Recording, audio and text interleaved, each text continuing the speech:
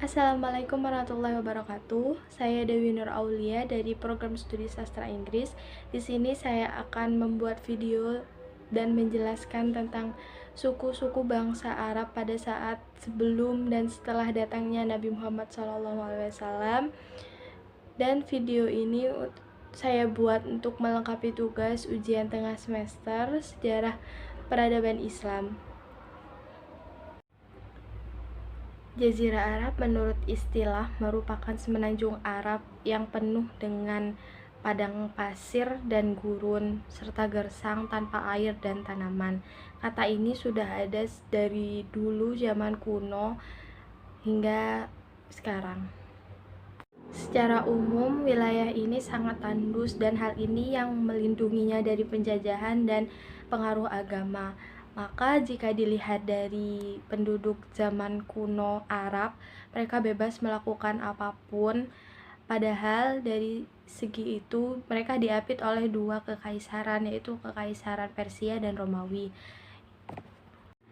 Nah, kekaisaran Persia dan Romawi ini mereka memiliki keyakinan masing-masing.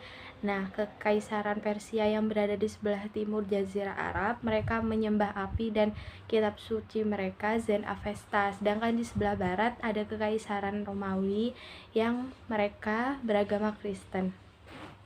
Kehidupan penduduk Arab sebelum Islam datang, yaitu rata-rata kehidupan mereka nomaden atau suka berpindah-pindah dan menggembara. Nah, jadi mereka berpindah ke tempat satu ke tempat lainnya itu untuk menggembara.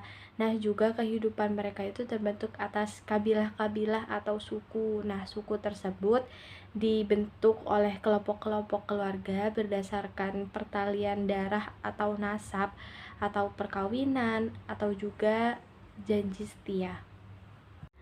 Agama yang mereka anut sebelum Islam datang yaitu rata-rata mereka menyembah berhala. Nah, berhala-berhala itu seperti Hubal, Manat, Uzza, dan Lata.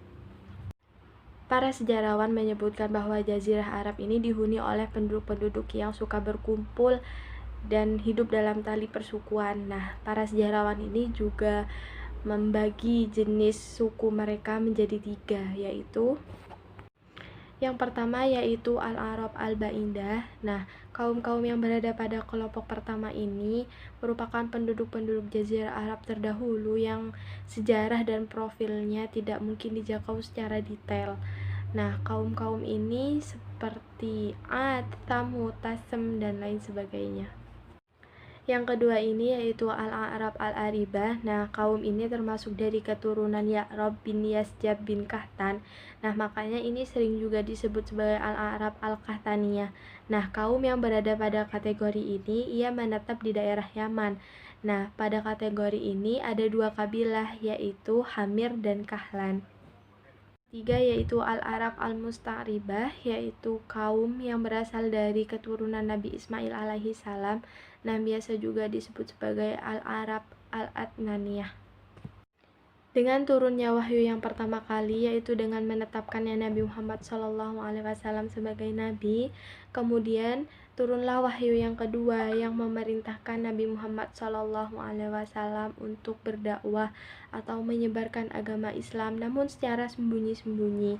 Dan Nabi Muhammad diperintahkan hanya untuk menyebarkan kepada lingkungannya sendiri, seperti kerabat saudaranya, teman-teman terdekatnya. Nah, setelah beberapa lama Nabi Muhammad menyebarkan agama Islam secara sembunyi-sembunyi dan berdiam-diam, nah kemudian turunlah wahyu yang memerintahkan Nabi Muhammad SAW untuk menyebarkan agama Islam secara terang-terangan. Setelah dakwah terang-terangan itu, pemimpin Quraisy berusaha untuk menghalangi Nabi Muhammad SAW untuk menyebarkan agama Islam. Nah, semakin banyak pengikut Nabi, maka semakin gencar dan semakin keras tantangan yang dilancarkan oleh pemimpin Quraisy itu. Nah, sampai ada pemboikotan terhadap Bani Hashim.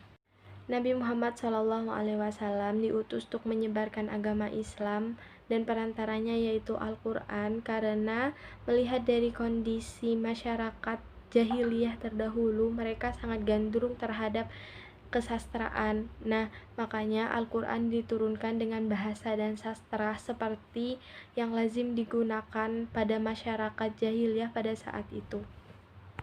Nabi Muhammad SAW diutus untuk menyebarkan agama Islam dan perantaranya yaitu Al-Quran, karena melihat dari kondisi masyarakat jahiliyah terdahulu, mereka sangat gandrung terhadap kesastraan. Nah, makanya Al-Quran diturunkan dengan bahasa dan sastra seperti yang lazim digunakan pada masyarakat jahiliyah pada saat itu.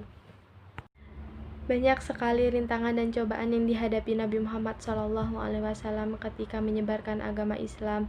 Beliau dicela, dicemooh oleh penduduk-penduduk yang tidak suka dengan ajarannya.